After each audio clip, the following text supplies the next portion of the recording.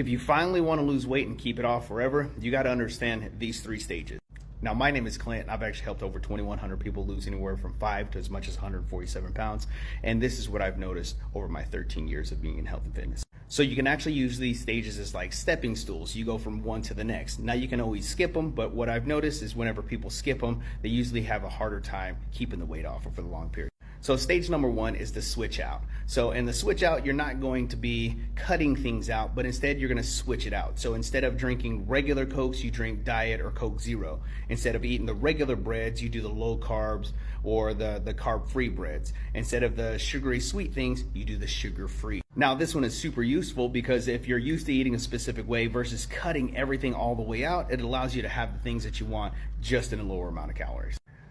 Stage number 2 is eliminate, not moderate. So in this stage, what we're doing is instead of moderations and things like that, what we're gonna do is we're just gonna start eliminating all those other things that we have been doing, such as the Cokes, the breads, the things that we were doing, the sugar-frees or whatnot. We're gonna start to eliminate those and substitute them with the cleaner versions of like water instead of soda. Instead of having the breads and pastas, we're gonna do fruit, things like that. Now the last stage is the one that everybody seems to preach from, and this one is source. Now whenever we're talking about source, you're concerned about the ingredients, the source of where the product came from. We're talking about like the chemicals, the additives, all that other kind of shit, and that's where what you'll do is you're going to eliminate all those things. At this point, you've been well on your health and fitness journey, you've already getting results, and you're really just trying to clean everything else out.